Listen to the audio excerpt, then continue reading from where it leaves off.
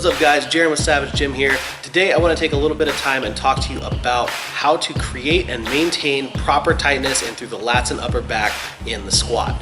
Now, if you're familiar with some of the other videos that I've put out, you should know by now that everything that we do with a barbell in the sport of powerlifting comes down to your ability to create, maintain tightness, and hold position under load while moving throughout space. With the example of the squat, we've got weight on your back. You have to be able to go down and up and maintain proper position and balance as you move the weight around. And an important piece of how to create this stability in through the spine comes down to what you are doing with your upper back and your lats. And it's a piece that not enough people are talking about. This, I think, is one of the more forgotten parts of how to properly cue a squat.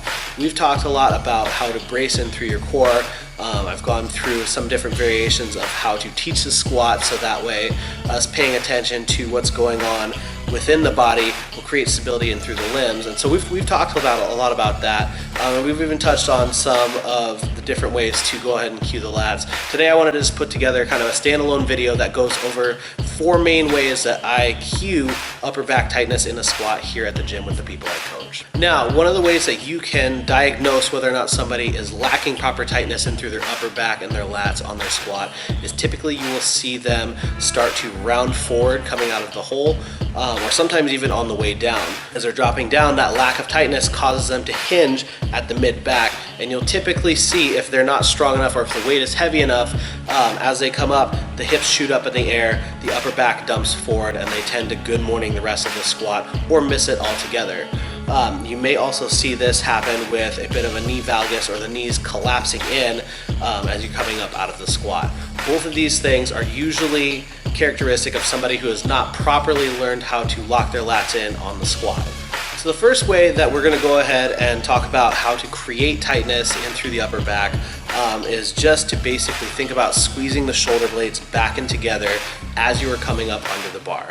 Now, this isn't something very revolutionary. Most people will tell you about this cue, and what this does is it helps to create a proper shelf for the bar to sit on your back, so that way you're not letting it sit directly on your spine and cause any pressure to those discs. We're going to take this a step further with the following cues, but do know that in all of these we want to get in a position where we are retracting the shoulder blades together, really focusing on tucking the scapulas together and letting the meat of your upper back compress, so that way the weight of the bar is sitting on muscle and not directly on your vertebrae. Now, to take this a step further, another way that we can start to incorporate the rest of the lats into that upper back tightness is by imagining that we are trying to break the bar across your back. Or if you've ever done a lat pull down, we're pulling the bar down across your upper back. And so what that's going to do is it's going to incorporate all of the lats into that pulling down motion, and that's going to create tension from the shoulders all the way down to the base of the hips, which is automatically going to raise the chest up and draw everything in and together. If you think about this cue as you're descending, and particularly as you're reversing the squat up out of the hole, you should feel that that extra tightness that you create by pulling down on the bar really helps to allow you to maintain position through the upper back, as well as increase your ability to drive pressure from the ground up into the bar.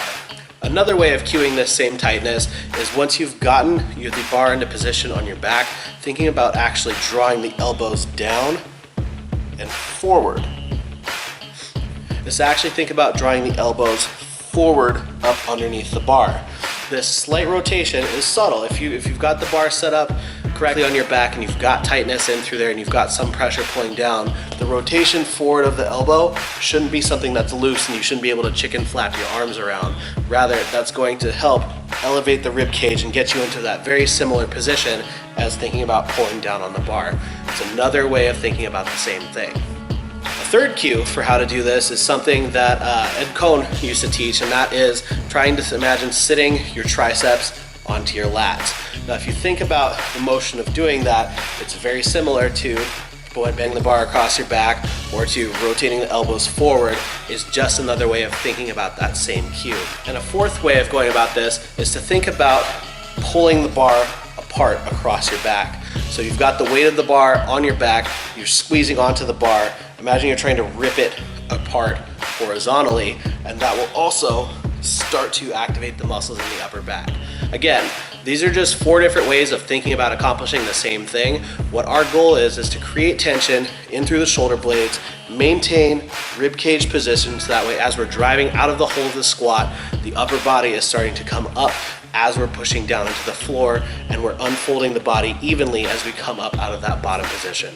So give some of these a try. Like with a lot of the cues that I give, this is just 4 different ways of thinking about the same thing, but try out some of them. One of these is going to resonate with you, some of them may not make any sense, but play around with some of the different cues and see if that can help you create more tightness in through your entire back and improve the amount of weight you can squat.